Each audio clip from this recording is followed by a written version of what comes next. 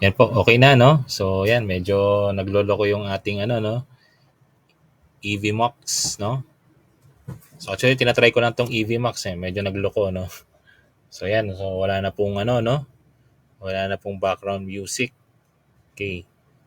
So, tuloy na natin po ulit, no? So, siguro balik na lang po ulit yung mga kaninang nanonood, no? So, balik na po tayo. So, yung nga, nasa number 2, what is the conversion equivalent of 1 inch to centimeter? Ang sagot po dun ay 2.54 centimeters. So, kagaya nga po ng binabagit natin kanina, tandaan natin no, yung concept, no? Para maging handa po tayo sa susunod, no? Na licensure exam for teachers, no? So, question number 3 tayo. So, ito, tanong to, no? Tungkol sa occupational health safety. So, to use, number 3, no? To use the fire extinguisher, it is a must to follow the PAS procedure. What does PAS mean, no? So sa paggamit daw po ng fire extinguisher, no, at actually no, ang fire extinguisher po is requirement, no, pag sa mga office, no, sa mga building, yan po ay requirement, no, lalo na kapag kayo po no ay magre-renew no ng business permit. So requirement po yung magkaroon ng fire extinguisher at meron din po kayo dapat ano, lalo na po sa Quezon City. Alam ko ganun eh, sa Quezon City ay kailangan may fire extinguisher, merong yung mga tawag nito, smoke detectors, no? Yung iba nga kailangan pa ng CCTV, no? So, requirement po yan, syempre for safety. So, ano daw ibig sabihin ng pass, no? So, A, pull, aim, sneeze, squeeze. Letter B, pull, point, aim, sight, sweep. Letter C, pull, aim, squeeze, slip.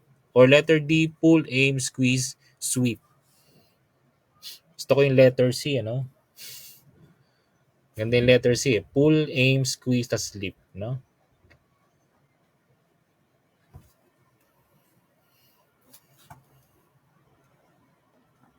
So, ano yung ibig sabihin ng pass procedure? So, yan yung ating tatandaan, di ba? Kapag may sunog, tapos kailangan natin gumamit ng fire extinguisher to put out the fire. So, kailangan natin pong sauluhin yan, no? Yung pass, P-A-S-S na yan, no? So, may mga sumasagot na, no? Si Ma'am Lauren, no? Tama po ba? Babae po ba? Ma'am Lauren, no? Letter D. Kay Ma'am Grace, letter D rin. So, may mga sasagot pa po ba? So pagpasensya nyo na, no, nagka-problema yung live natin. So ngayon po ay naibalik na, no?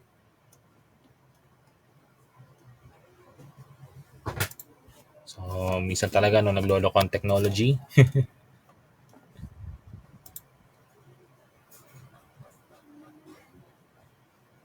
Okay, so Ma'am Hana, letter D. Ayan, ano? So tag your friends po, no? And share nyo lang din po itong video sa kanila. Yung lalo na po, no, kung may kilala po kayo na, ano, kung may kakilala po kayo na tawag nito, mga TLE, ano rin, no? TLE majors na kailangan ng review, no? So, yan nyo po sa kanila to, no?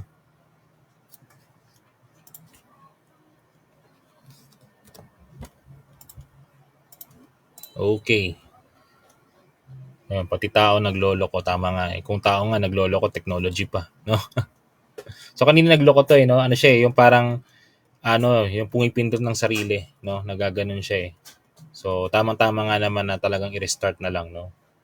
Okay, so wag natin patagalin, no? Ang sagot po dito, may mga sumasagot na kanina, letter D. So, tama po kayo ang sagot nyo, letter D. Tama, no? Ang ibig sabihin ng pass is pull, aim, squeeze, sweep. No? Hindi pwedeng sneeze, no? Hindi pwedeng sight, no? Tapos hindi pwedeng sleep, lalo na, no? May sunog na, matutulog pa, no? So, yan yung ibig sabihin, di ba? To operate an extinguisher, sabi nga dyan, tandaan natin lagi yung PASS. Ano nga po yun? Pull, no? Ahatakin mo yung pin. Then number 2, you aim the nozzle at the base of the fire. So, yung pag-aim po no nung fire extinguisher hindi yung sa taas no, dun sa base no nung fire, dun sa parang pinaka sabihin na natin pinakaugat ng sunog, then squeeze, no? Squeeze the handle and sweep the nozzle side to side.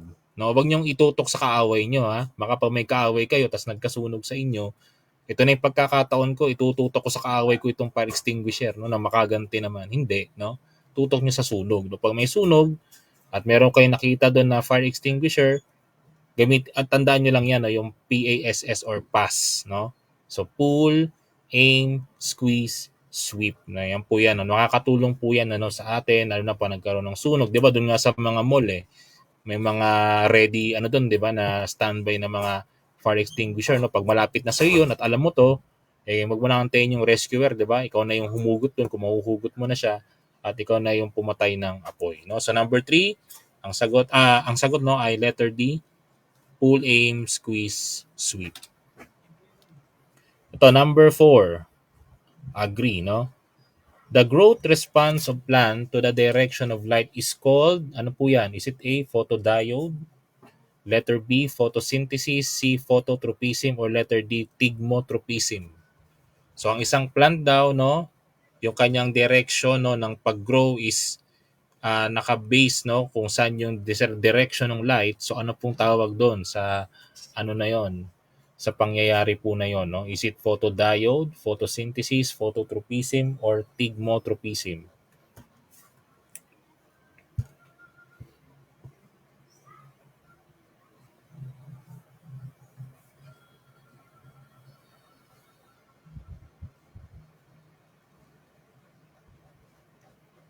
Okay, so may sumasagot, letter C, letter C. So buti teachers narinig niyo yung kaninang problem mo kasi di ko naririnig yun eh. Naka-off kasi yung speaker ko dito, no? In-off ko yung speaker ko kapag nagle-live, no, para walang feedback kasi minsan nagkaka-feedback daw eh. Hindi ko alam na may sound pala sa may background music pala, no. So hindi ko narinig, no. Okay, so letter C, letter C. Letter C, letter C, no. So mukhang marami namang di nakakaalam po nito, no. Siyempre, hindi na po yan yung photodiode, di ba? Kasi ang photodiode, saan po ang photodiode? Sa electronics yan eh. Di ba kung alam niyo yung diode, di ba? Ano ba yung sign ng diode? Di ba ganyan. Tapos ganon. Papasok naman eh. Pag LED, di ba palabas, no? Pagka photodiode papasok. Hindi naman din hindi naman photosynthesis kasi alam natin to, di ba, sa plants to eh. Di ba? Ito yung gumagawa sila ng food, di ba? Photosynthesis ang tawag doon. So dalawa na lang, phototropism and thigmotropism.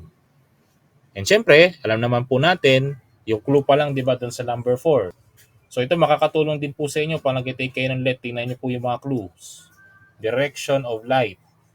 O light. Ano po dyan sa mga choices yung tingin nyo tumutukoy sa light. Di ba? So, anong sagot po? Letter. Maraming sumagot yan, di ba? Letter C, di ba? Ano po yun? Phototropism, di ba? Look at this word, photo.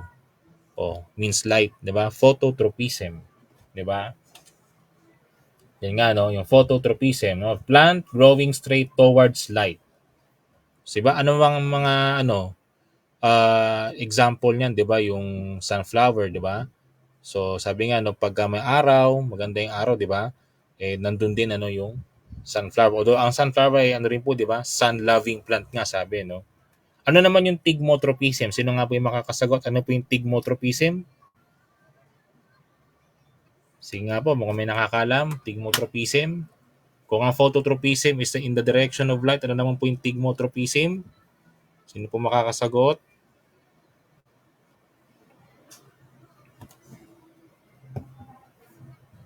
So at least parang tayo ay interactive, no?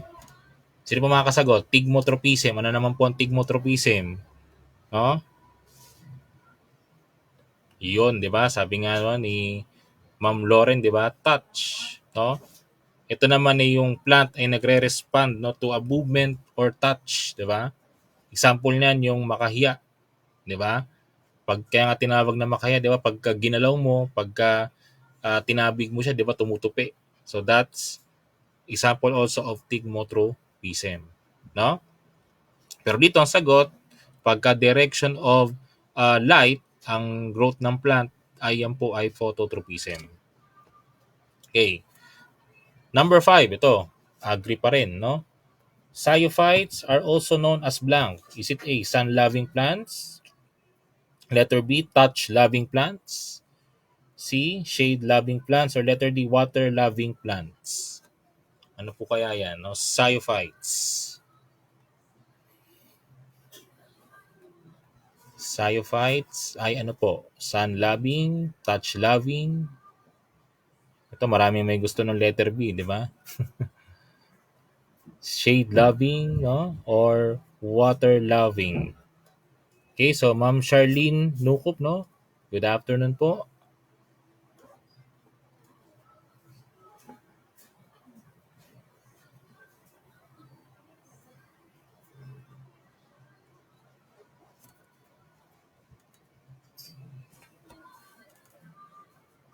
So, ngayon po, no, sa mga bagong panunod lang, bagong pasok lang is tayo po ay mix, no?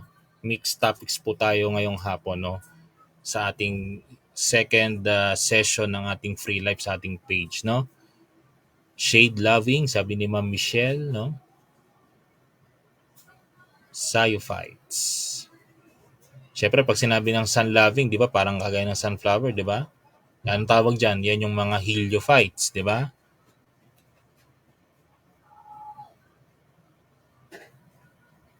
So, ang tamang sagot ay letter C, no? Cyophytes is also known as or are also known as shade-loving plants.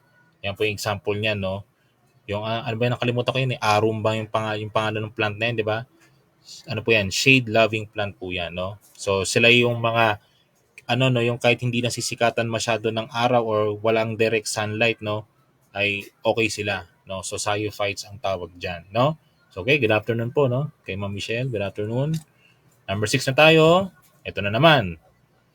Computation, electronics. The resistance of a 220 volt LED bulb is 200 ohms. What current is needed to operate the lamp? Is it A, 0.86 amps? Letter B, 1.10 amps? Letter C, 1.00 amps? Or letter D, 0.90 amps? So, meron pong LED bulb, no? At meron siyang, 220 volts. Tapos, ang kanyang resistance is 220 ohms. So, ano po yung current? Ang hinahanap po is current, no? Na kailangan to operate the lamp. Sige po. I will give you, kahit mga 3 minutes to answer.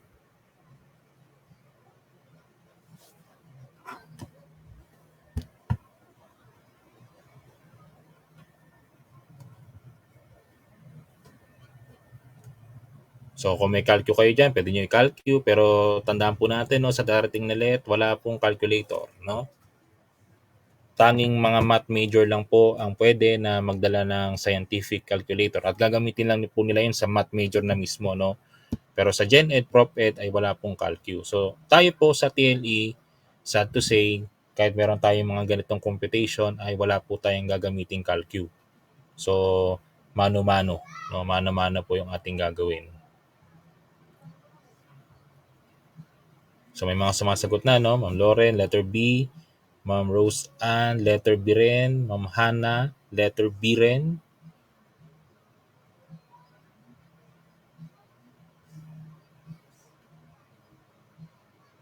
So ano po daw kailangan na current, no? Meron 220, no?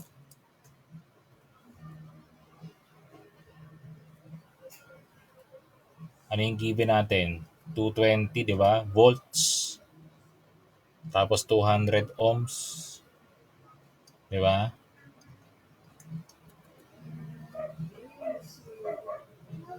Yan po yung given, no? 200 saka 220 saka 200, no? So ano ba ang ating formula diyan? 'Di ba? Madalas na 'to, no? Actually, paulit-ulit na nga, 'di ba, yung formula diyan, 'di ba? Ano ba yung formula niyan? 'Di ba? Gagamitin natin yung triangle.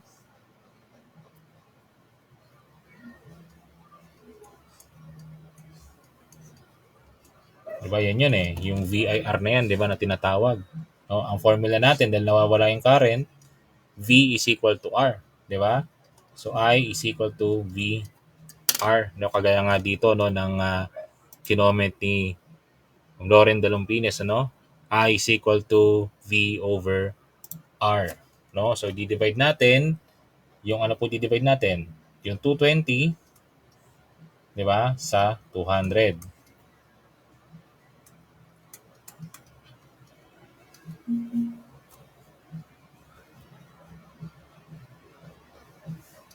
Yan, no? So, isa, di ba? 200. Tapos 20. Magdagdag ka rito, no? 0. Ganun pa rin, no? 1, 200. Di ba? Ganyan. So, ang sagot ay, yan na, no? 1.1 or letter B, 1.10 or 1.10. Parehas lang naman yan, yung 1.1 saka 1.10, no? So, ang sagot is letter B, 1.10 amps, no? So, yan po yung pagkuha, no, ng resistance, no? Pag current din, ibang formula naman din, pag resistance ang hinahanap at pag voltage. So, ganyan lang po yan, no? VIR, no? Or sa iba, ang ginagamit nila, EIR. Parehas lang naman yan, ano? So, yan po yan ang pagkuha, no? So, ang sagot ay 1.10, no? Amps. Ayun nga yan, no? Yung formula nasa likod, no? Okay, so number 7 na po tayo. Number 7. Pero bago tayo mag number 7, so muli po, napatuloy lang natin, like, follow, and share yung ating pong page, Sir Mix Buba, no? Our TLE Review Online. Then, yun nga po, no? Kung gusto niyo po, no, mag-join sa isang solid, no, systematic online review. So, kayo po sumali na, no, sa Gurong Pinoy. So, message nyo lang po ang kanilang page. So, yan po yung kanilang page, no? Hanapin nyo lang po sa FB page, sa FB Gurong Pinoy, no? So, meron pong ano po yan, Gen Ed, Prof Ed, meron ding majorship. At isa po ako, no, sa mga lecturer po sa TLE, majorship po, no, ng Gurong Pinoy. Then meron din pong civil service, NAPOLCOM, at meron din pong ano, upcoming, no, na licensure exam for agriculturist po, no? So, message nyo po, no, yung page na yan, ano? Okay, tuloy tayo. Number 7, yun po ipatalastas lamang, ano? Number 7, this diode that acts as a regulator is the blank. So ano po yung diode daw that acts as a regulator? Letter A, capacitor diode. Letter B, photodiode. Photodiode na naman, no? Letter C, Zener diode. Or letter D, LED. So ano daw to? Diode that acts as a regulator din, ano? So ano po kaya to? Capacitor diode, photodiode, Zener diode, or LED? Ano ba yung LED, no? Light emitting diode.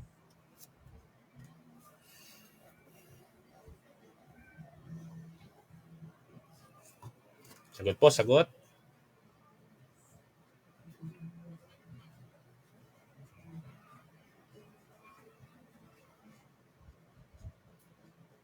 So meron po tayong 15 questions for this afternoon, ano?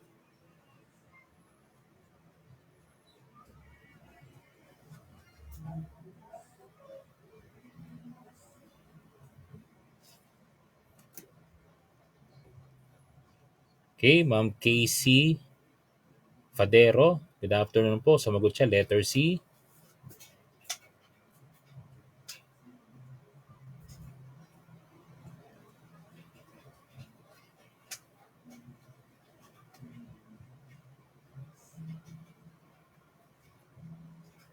Ma'am Danica, letter C rin, no?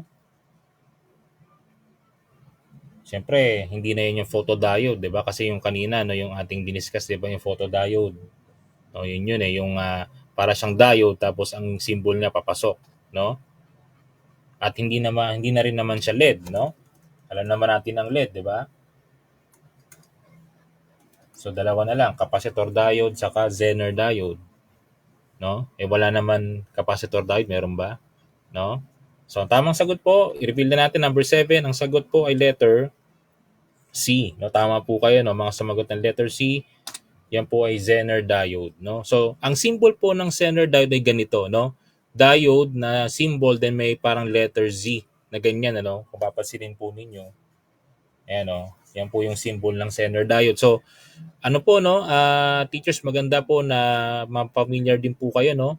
Be familiar din po with symbols, no? Kasi baka po itanong, no? Kasi nung last March po ay nagtanong po ang board, no, ng symbol, Pero sa ano naman yon, alphabet of lines, no? So may lumabas na alphabet of lines po nung March, no? So Phantom Line ata yun eh. Pero hindi natin alam, no? Baka this coming September ay may mga lumabas na symbol. So 'di ba? Marami po mga symbols siya, no?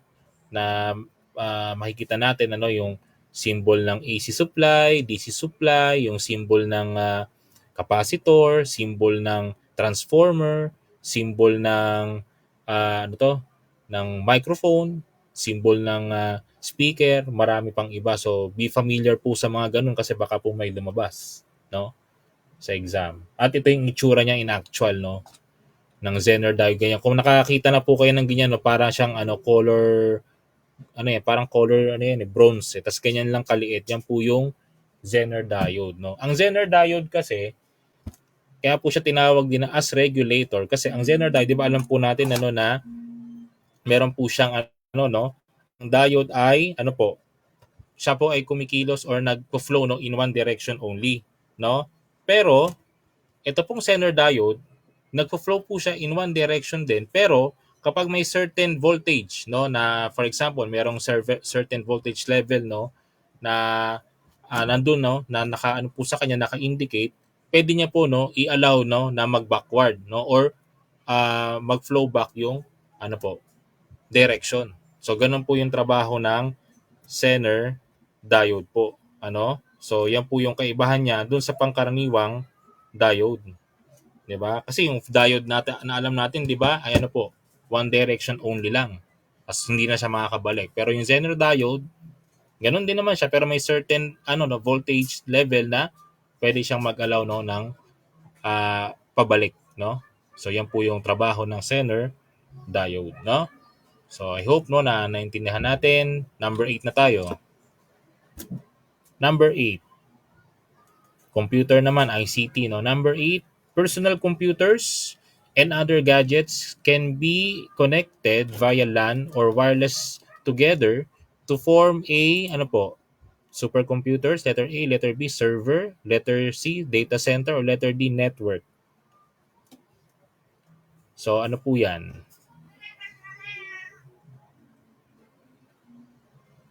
For PCs, no, gadgets, tas kinonect sila via LAN or wireless. So ano pong tawag doon pag kinonect-connect na? Is it supercomputers, server, data center, or network? Ano pong sagot?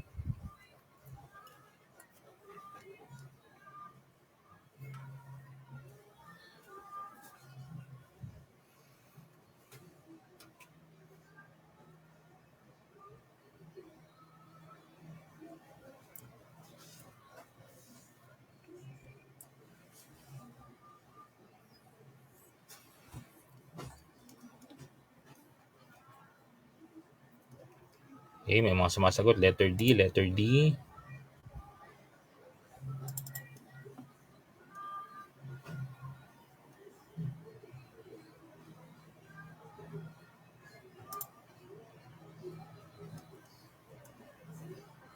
Letter D, no? So, hindi naman po ito no supercomputers no kasi ang supercomputers ay isang uri po yan ng computer, 'di ba? Yan nga yung ginagamit kadalasan, 'di ba, doon sa mga alam natin no sa NASA, no? Sila gumagamit ng mga supercomputers at talagang yung computers na yun is mas mataas po yung level sa mga ginagamit nating pangkaraniwan. No, talagang yung calculations no, yung mga features noon eh talagang siguro times 10, times 20 pa no sa kaya ng ating mga personal computer. So hindi po 'yun ang sagot, letter A, no? Hindi rin naman server kasi ang server, 'di ba, kung tatandaan po natin sa ano po no, sa connections, 'di ba, may tinatawag po tayong server and client. No, kung familiar kayo diyan, 'di ba, yung client, yun yung nagre-request, 'di ba? Let's quote an example, 'di ba, yung ano no, yung kunwari yung Facebook. No, yung Facebook meron siyang server, no? Then tayo na mga client, meron tayong cellphone, meron tayong computer, mag-type tayo 'di ba doon sa ating web browser www.facebook.com. So we are clients, 'di ba? We are requesting data doon sa server ng Facebook, no? At yung server ng Facebook, 'di ba, based doon sa ating request, no, magpapadala siya pabalik, 'di ba, ng mga data at yun yung nakikita natin, 'di ba? Nagla-login or nagdi-display, 'di ba, yung login page ng Facebook. At nangyayari lang po 'yun sa ilang segundo lang, no? So yan po yung server na yung kumbaga no, yung nagse-serve, sabi nga 'di ba, yung nagse-serve sa client, 'di ba, kung ano yung kailangan niya, yung server yung may trabaho po doon, no? Data center naman, alam natin yan, 'di ba? Ito yung mga ano po yan, no? Kung nakapasok po kayo ng data center, ako po nakapasok na ako ng data center eh. Pero hindi naman ganun kalaki yan, yung maliit lang, no? Marami yung mga hard disk, no? Marami yung mga hard disk, collection siya ng maraming mga ano storages kasi diyan po yung ano no, ang Facebook no, ang Google meron po silang mga data center no. Syempre nga ang server, alam natin nangangailangan 'di ba ng maraming ano yan storage spaces, so kailangan na po ng data center lalo na po yung Facebook 'di ba, sa dami po no ng accounts 'di ba, sa dami ng mga hinahandle 'di ba ng Facebook, ng Google, kung ano-ano pa kailangan na po yan ng data center no. So, ang sagot po dito, yung connection between PCs, gadgets, via LAN or wireless. Ang sagot po, tama po, na yung mga sumagot ng letter D, network. Network po yan, no? Ang pinag-uusapan dyan, no? Pagka i-connect natin ang PC, no? Tapos meron kang laptop, meron kang cellphone, meron kayong router sa bahay. So, pagka nagka-connect-connect po, yun ang tawag na po doon ay network. No? Kaya nga 'di ba ngayon sa bahay, 'di ba kunwari meron kayong mga laptops tapos naka-connect kayo sa isang router, sa isang modem, no? O router na nga yung tawag ngayon, 'di ba? Pwede na kayong mag-share ng files, no, na kahit inano lang, no, local area network lang. Although ngayon, 'di ba, sa sobrang tindi na no ng technology, 'di ba, nag-share na tayo ng files using cloud. Kung familiar kayo, 'di ba, sa Dropbox, sa Google Drive, sa Mega, no? Kung familiar kayo diyan sa OneDrive ng Microsoft. So yan na po yung ginagamit ngayon na file sharing, no? Even yung LAN pa rin naman ay ginagamit pa rin naman sa ngayon. 'Di ba? Pag meron kayong office, no? Meron kayong parang server na doon nyo ini-store yung mga files, no? Via network. So yan po yung gamit niyan, no? So connection between PC, laptops, gadgets, network. Number 9, foods tayo, no? Why should foods be preserved? Bakit daw ang pagkain ay pinipreserve? Letter A, to promote agricultural products effectively. Letter B, to help revitalize the economy. Letter C, to prevent food spoilage. Or letter D, to help the food maintain its flavor. So ano daw po ang dahilan? Bakit po pinipreserve ang mga pagkain? Is it to promote agricultural products effectively, to help revitalize the economy, to prevent food spoilage, to help the food maintain its flavor? And minsan po no, sa LED po, kahit sinasabi nga natin kanina no na kailangan natin na maging malalim no sa pag-isip, minsan naman din ang LED ay merong mga ano lang practical. Yung hindi mo na kailangan mag-isip ng malalim. So, yun nga yung yun nga yung challenge po sa pag-take ng exam eh. So, hindi mo alam kung kailan ka gagamit ng malalim na isip o hindi mo alam kung kailan ka gagamit ng malalim, no? O mababaw lang na pag-iisip. Talagang mamimix-mix ka talaga, no? Tapos may ano pa, meron ka pang time limit, no? Na kailangan mong masagutan 'yon within 2 hours, within 3 hours, 'di ba? So yun po yung challenge, no? Kaya nga maganda rin po no na meron po kayong mga practice quiz, 'di ba? Kung maganda meron kayong nagagawa kayong mga practice test, inoorasan niyo yung sarili niyo. For example, no, gagawa kayo ng parang test question tapos sasagutan niyo siya in 2 hours, 'di ba? In 3 hours. Ako po nung dati ginagawa ko rin 'yan eh. Yung parang ang ginagawa ko lang po noon ay ano lang no, 50 items lang tapos in my own sasagutan ko siya no ng mabilisan. Kailangan pasok doon sa time limit ng 50 questions. Kasi practice din 'yun eh no para sa actual na board exam alam natin yung mapag-budget yung oras, 'di ba? Kasi hirap eh baka mamaya no mapapasarap tayo ng pag-iisip time limit na pala no, magka-time na pala. So, number 9, ano pong sagot diyan? Bakit pinipreserve ang pagkain? Simple lang naman po, no? Wala na pong pag-iisip na malalim dito, 'di ba? Sabi nga no, ano pong sagot diyan? Letter C, to prevent food spoilage. 'Di ba? Para hindi po masayang or hindi masira, mabulok no yung ating pagkain. Kaya po yung pinipreserve, 'di ba? Nilalagay sa ref ng maayos. So kaya 'di ba yung iba nilalagyan do Di ba? Dapat hindi tayo masyadong kumakain no, ng mga may preservatives. Pero nilalagyan ng preservative, sabi nga, para makatulong, di ba, na hindi agad masira yung pagkain. No?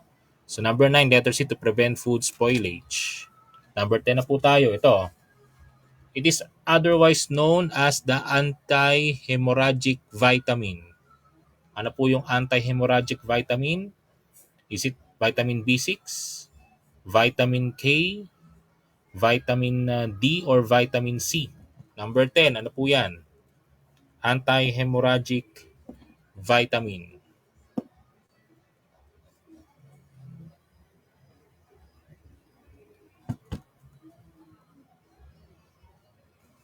Sige nga po, ano po yan? Ano pong sagot sa number 10?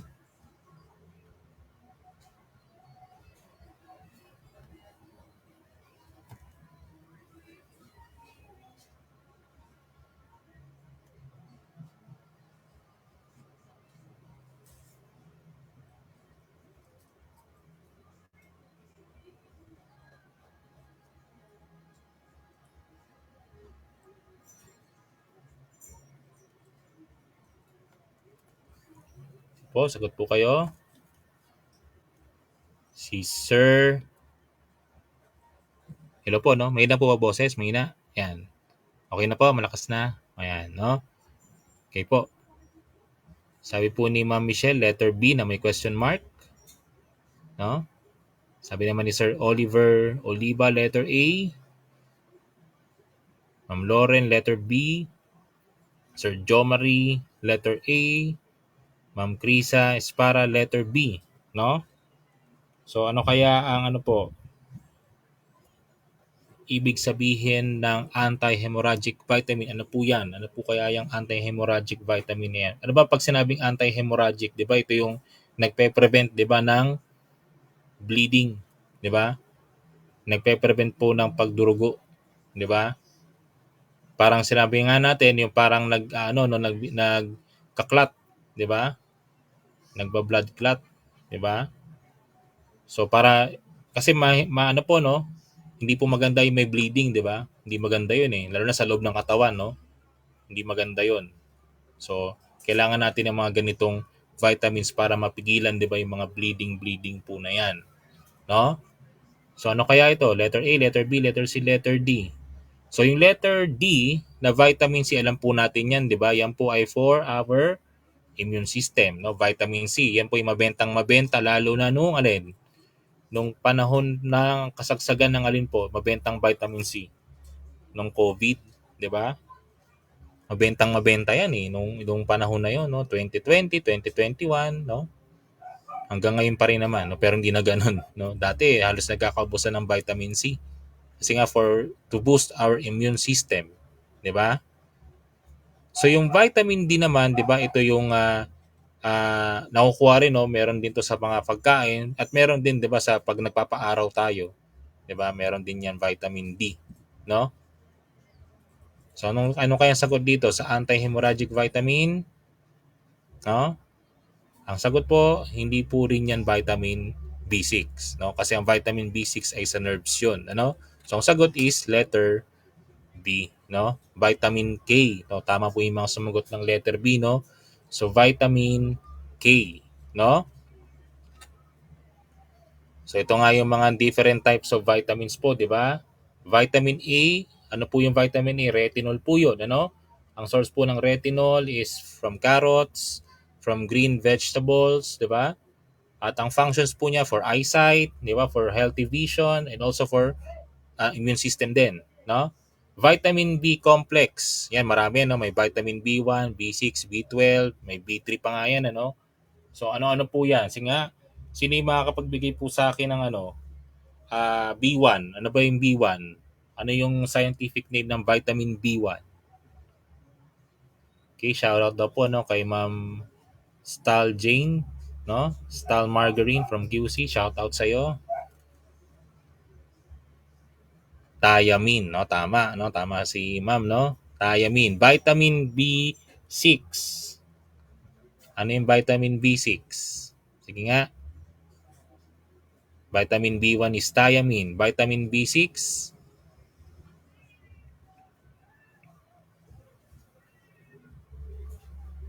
'Di ba kadalasan yan yung binibili natin, 'di ba, yung complex, vitamin B1, B6, B12. Pero meron pa yan B2, may B3 pa yan eh, 'di ba? For the nerves po, 'di ba? So vitamin B6 tama, 'di ba? Pyridoxine, 'di ba? Tama 'yun. Pyridoxine po ang B6. Yung B12, ano naman yung B12? Ano naman yung vitamin B12?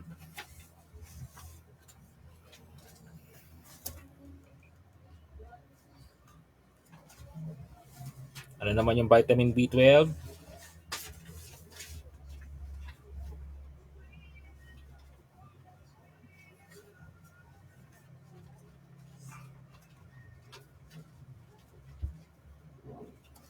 Vitamin B12, cobalamin or psychobalamine, 'di ba? At marami pang iba yan, yung vitamin B2, 'di ba? Riboflavin, meron pang niacin at marami pang iba, no? So, vitamin C, yan nga, no, ascorbic acid. Although meron po yan, 'di ba, yung isa, no, yung sodium ascorbate. Vitamin D, ito yung kanina, 'di ba, calciferol, 'di ba? So, nakukuha yan sa fish, egg yolk, 'di ba? Cheese, vitamin E, tocopherol, galing sa almond, peanuts, 'di ba? Soybean din, yung vitamin K, ito yung kaninang sagot, 'di ba? Ano yan? Phyllo, ano ba, kabulol, no? Phyllo, uh, quinoa, no? Quinoa ba yan? So, nakukuha siya sa green leafy vegetables nga ang function niya is for blood coagulation, 'di ba? So, yan po yan, ano? So, may tanong. Sir Joe Marie Pinote, tanong, Sir, nahirapan ba kayo sa major? Honestly, yes, no? Mahirap po kasi ano po eh, ang mahirap po kasi talaga po sa TLE yung hindi mo talaga alam yung lalabas, no? Kasi napakalawak po ng concept niya, no? Yung parang kailangan natin talagang mag-aral ng mag-aral, no? So, hindi po siya madali talaga, no? So, yung iba nga minsan may mga ano nga eh, may mga kakilala nga ako na nagre-review sila ng ilang seasons, 'di ba? Bago sila mag-exam, no? Pag TLE talagang marami po yang kasing concepts, no, na pag-aaralan. Pero yun nga po, kahit mahirap po, no, sabi nga, no, ibinigay sa atin ng Diyos na tayo po ay makapasa at yung nga, no, tayo po ay pinalad din na maging high rate, no, high rater po sa ating last exam po. No, kaya nga nandito ako sa inyong harapan ngayon, di ba? So, nagbibigay pa rin ng lectures din po, ano? So, kahit mahirap po, nailaban lang. Sabi nga, no, pag TLE, laban lang. Okay, so number 10, number 11 na tayo, no? Ito, tinanong ko to nung nakaraan eh, pero ito iniba ko lang, no? What vegetable cut is appropriate for carrots in making pansit bihon? O yan, o pagka magpapansit ka, excuse me, ano po yung vegetable cut daw na appropriate for carrots? Is it brunoise, letter B, slice, letter C, julienne, or letter D, minced?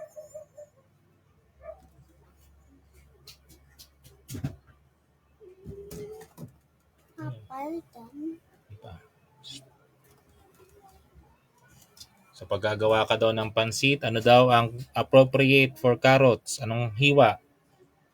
Diced ba yan? Brunoise, slice, o julienne?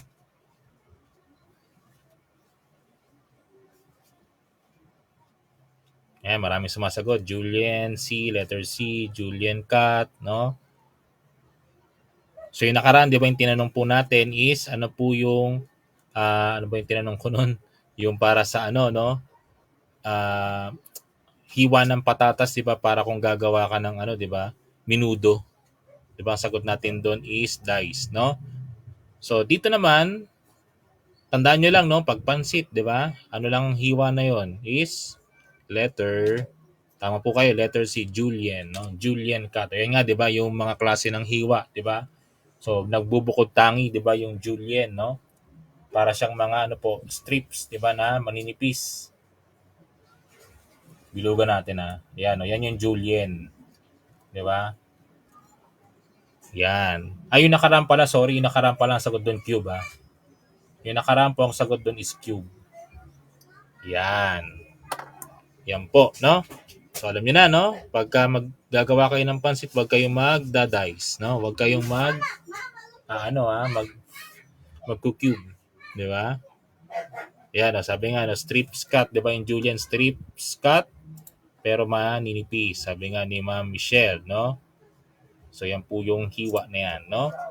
So number 11 po yan, ang sagot is Julian cut. So possible din na itanong yan, kaya pag-aralan din po natin, no? Kahit ayaw natin ng pagluluto ay pag-aralan niyo po yan, no? Okay, agree ulit. It is the science dealing with the cultivation of fruit and nut crops. Ano po yan? Science dealing with the cultivation of fruit and nut crops. Is it horticulture, letter A, letter B, pomology, letter C, olericulture, or letter D, agriculture? So ito raw po yung science naman no, na nagdi-deal with ano po, cultivation of fruit and nut crops. Okay? Okay, sabi nga ni Ma'am Michelle, no, may matututunan pala ako sa pagtatambay sa mga cooking show. Yan, tama nga po, no. So, minsan pag nanonood ka ng cooking show, may matutunan ka talaga doon, lalo na pag TLE po, no. So, baka possible po na magtanong, no, patungkol sa pagluluto, no. So, yun nga po yung, kaya nga po, di ba, mahirap yung ating major kasi nga po, napakadami pong konsepto, no. So, maraming posibleng itanong na hindi natin alam, no. Kasi, kunwari, nagre-review tayo ngayon, then, pagdating ng board exam, meron tayong nalagpasan, meron tayong hindi na topic na hindi na nadaanan, no? So yun yung mahirap, no? Kaya nga po, pagka ganun naman ang nangyari, dun papasok yung tinatawag nating mga testing skills, 'di ba? Yung mga add one out, 'di ba? Gagawa ka ng kung ano dun yung parang sa lahat ng choices, yung negative or yung positive doon. O kaya naman yung umbrella, kung ano yung sa choices no, yung parang sakop niya lahat ng choices, yun yung sagot. At tingnan mo rin po yung yung mismong clue sa tanong, no?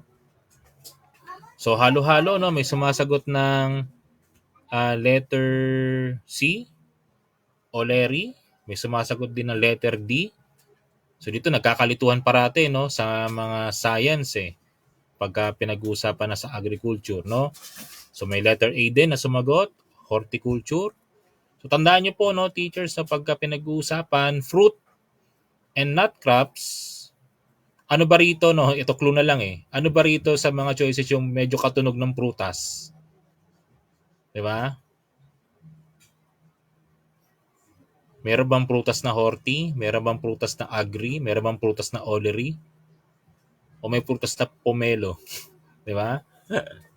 So, ang sagot po dito walang iba, letter B, pomology. No? Pomology, yan po ay science dealing with the cultivation of fruits and nut crops. Yung olericulture po, yung po ay sa gulay, no, sa mga vegetables, yun po naman yung olery, no? So tingnan natin isa-isa, no? Ito yung fruits, 'di ba? And nut crops. So yan po yung pomology, no? So isa-isa natin 'yan, ano? Ano ba yung horticulture? Sabi nga, no, branch of agriculture concerned with growing plants that are used by people for food, for medicinal purposes, and for aesthetic gratification. No? Yan po yan. Yan po yung ibig sabihin yan.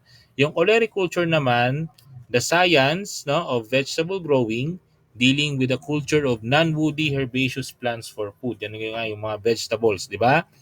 Agriculture, ano naman yung agriculture? Science, art, or practice of cultivating the soil, producing crops, and raising livestock, and in varying degrees na preparation and marketing of the resulting products. So yung agriculture, ano na po yun?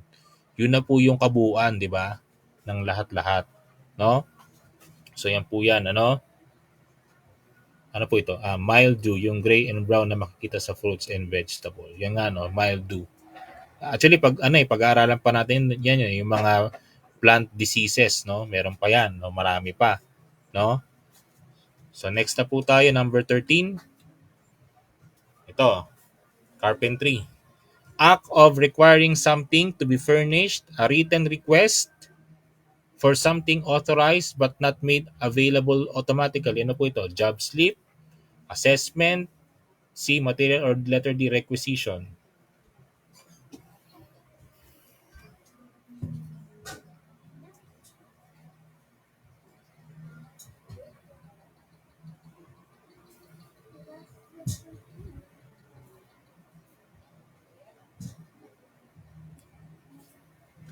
Okay, so ano po yan? Act of, may clue na nga po no? Act of requiring something. A written request, no?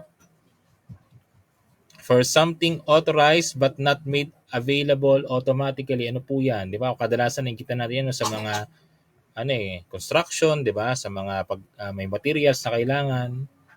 Di ba? Ano po yan? Dami na sumagot, di ba? Letter D, letter D, letter D, di ba? Kasi nandun na yung clue eh. Nandun na sa tanong eh. Act of requiring, di ba? Merong written request, di ba? So ano 'yon? Walang iba kundi requisition, di ba? Meron po yan mga requisition slip, no, na tinatawag. So yan po yan. Number ano na tayo? 14. Ito, Gen Ed. So, iwanan muna natin Telly. Gen Ed po. The first book written in the Philippines was letter A, Doctrina Sagrada, letter B, Noli Me Tangere, letter C, Doctrina Cristiana, or letter D, Sucesos de las nabubulol ako. Sucesos de las Islas Filipinas, no? So Gen Ed muna tayo, no? So may mga pahapyaw tayo mga Gen Ed and Prof Ed, ano?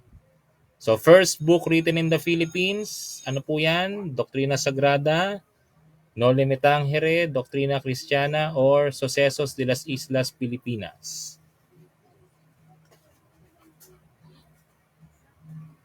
Nakakabulol yung letter D, no? Siguro yan yung sagot eh.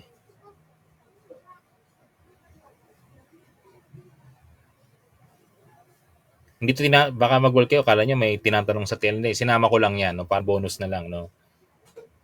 Malay nyo itanong, no? Itanong yan sa Gen Ed sa September. Di alam nyo na, may 1 point na kayo, no?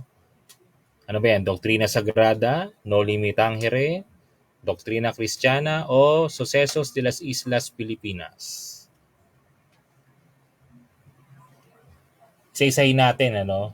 Yung Sucesos de las Islas Filipinas, di ba, yan po ay sinulat ba yan nino? Sino po sumulat ng Sucesos de las Islas Filipinas? Sino po makakasagot? Di ba? Yung Sucesos na yan, sino po nagsulat? Antonio. Tama, di ba? Pero yung complete, di ba, si Antonio de, ano po? Antonio de Morga. Di ba? Pero yan po ay anong connection niyan kay Rizal? Bakit nababanggit po kay Rizal yung Sucesos de las Islas Filipinas? Ano ba yung ginawa dyan ni Rizal? Sige nga po, sino yung makapagbigay lang ng ano, parang konting ano? Although si Antonio de Morga po yung sumulat niyan, no? Pero nababanggit po ito kay Rizal eh. Ano pong ginawa dyan ni Rizal sa Sucesos de las Islas Filipinas? Sige nga po. Kahit baka pagbigay lang kayo ng word, di ba? Sige nga po. Sino po makakasagot?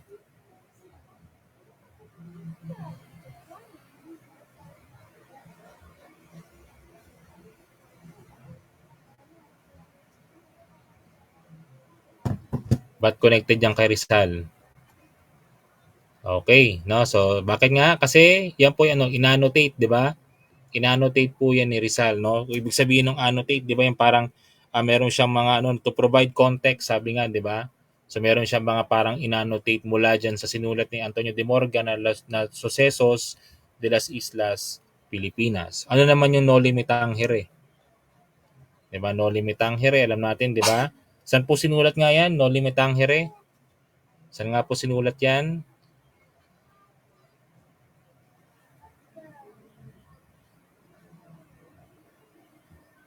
Yung Noli Me Tangere, saan nga po sinulat yan?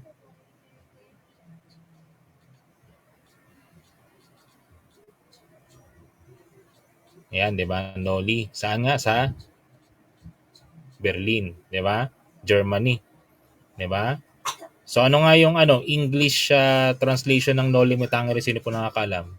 English translation ng Noli Me Tangere.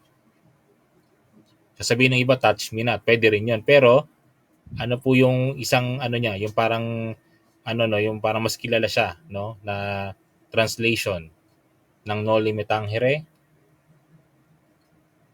O yun nga, touch me not. Pero yan yung parang direkta, di ba? Pero meron siyang yung English no, na translation niyan.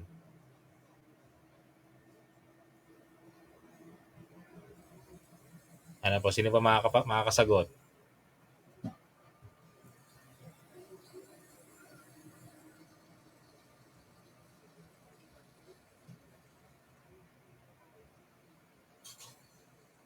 Di ba makakasagot? Uncle Tom's. Yung pinagkunan niya yan, di ba? Yung Uncle Tom's Cabin, di ba? Yung parang inspiration ni Rizal para gawin yan. Pero ang ano po dyan, ang translation niyan, di ba, isa na po, social cancer, di ba? Tama po ba ko? The social cancer, no? Yung El Fili naman is the reign of greed. Okay? Okay na? Okay, no? So yung letter A, wala yan, no? Ginawa ko lang yan, Doktrina Sagrada. So ang tamang sagot sa first book written in the Philippines was, ano po yung sagot dyan? Letter C, Doktrina Kristiyana. Sino nga po nagsulat ng, ano po, Doktrina Kristiyana?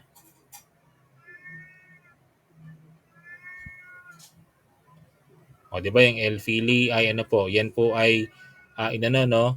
Tawag nito yung parang inalay ni Rizal sa mga gumbursa, di ba? Sa tatlong paring martir, hindi po madyoha, no? Pag may sumugot ng madyoha dito, kumuha ka ng bato, ipukpok mo sa ulo mo. Hindi po madyoha yun, gumbursa, no?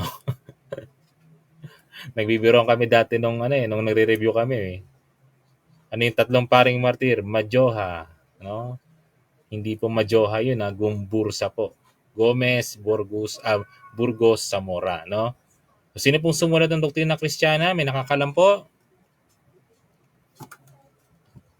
Sige po, para ano lang tayo, interactive, di ba? Sabi nga, para interactive. Sino pong sumulat ng Doktrina Kristiyana? Sino po? Para alam natin, di ba? Juan de Plasencia. Yan, tama, no? Sila, yung sumagot ng mga Plasencia yan, si Juan de Plasencia. Yung sumulat ng Doktrina Kristiyana. Diba si Juan de Plasencia? Ayan, no? So, last number for this afternoon po, no? So, last number tayo, number 15. Ayan nga, yan yung cover, di ba, ng Doktrina Kristiyana, no? O, number 15. Prop Ed. Knowledge is subjective. Man shapes his being as he lives. We are what we do. Deciding precedes knowing. Ano po yan? Is it existentialism? Is it behaviorism? Is it constructivism? Or essentialism? So, may Gen Ed na, may Prop Ed pa, o di may 2 points na kayo. Pag yan ang lumabas, no? Malay nyo.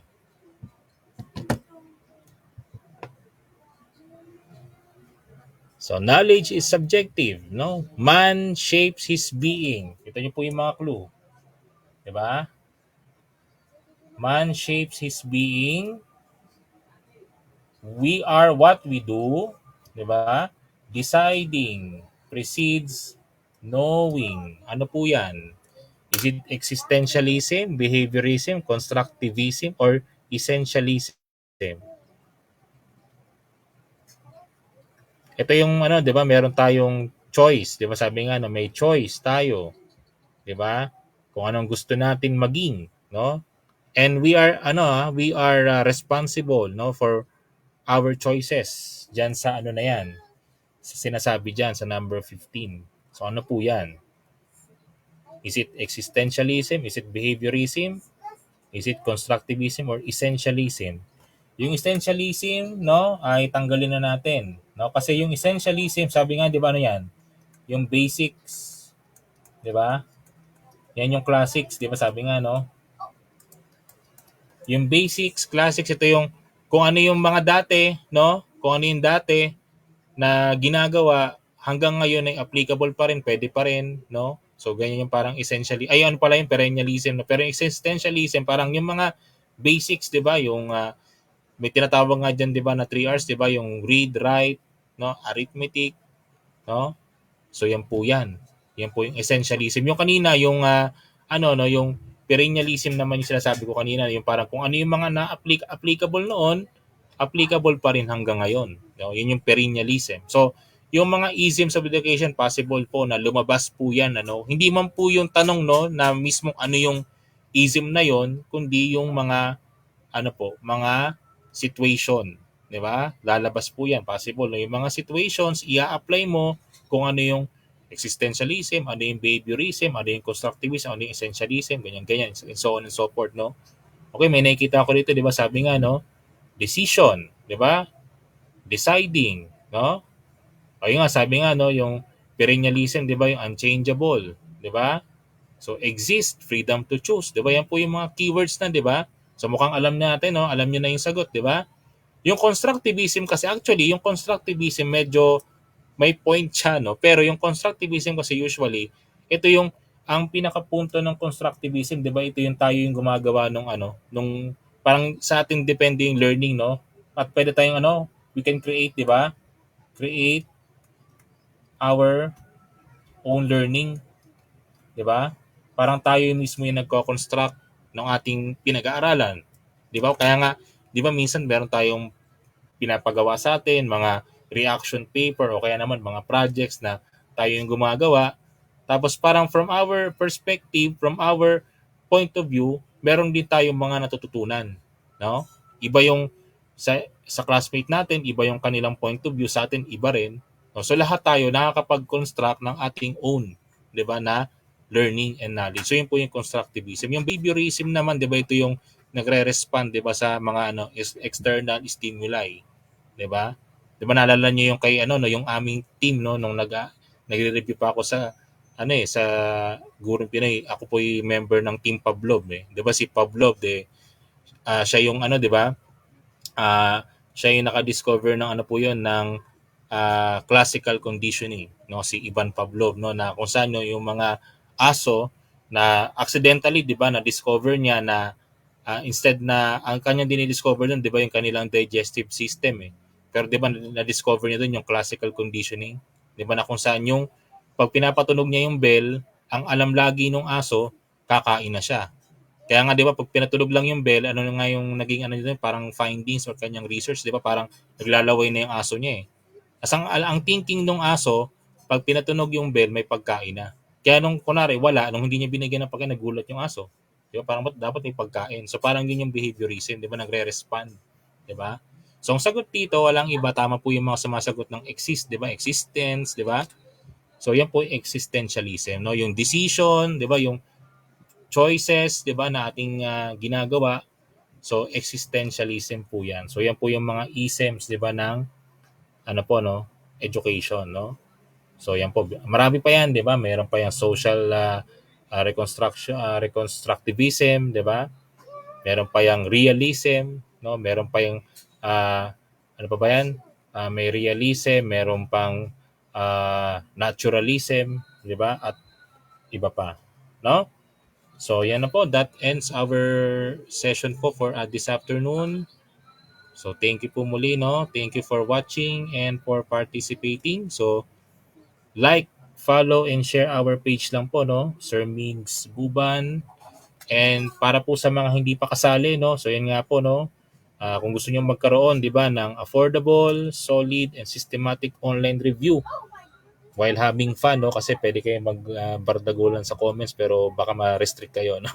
So join, sabi nga, no, Gurong Pinoy. So mag-send lang po kayo ng message po sa FB page ng Gurong Pinoy. So search lang po yung Gurong Pinoy, no, sa inyong FB, and pwede po kayo mag-message doon. Pwede po kayo mag-join, no, sa Gen Ed, Prof Ed na may majorship na or pwedeng majorship lang kung gusto niyo po na ma-enhance po kayo sa major. So ako po, no, ay isa po doon sa lecturer po, no, for TLE majorship. So tapos na po kami sa patapos na po kami, no, sa aming ano to, mid review. So upcoming na po yung aming pre-board, no. So baka kung may gusto pang sumali sa Gurong Pinoy, sali po kayo, message po kayo sa page po nila. Meron din po silang civil service, kung may kakilala kayong gusto mag civil service, no, pwede po kayo mag-review dyan. And NAPOLCOM, and yun nga, no, for licensure exam for agriculturist po. So upcoming po yan. Okay, so marami pong salamat at God bless po sa ating lahat. Good afternoon po.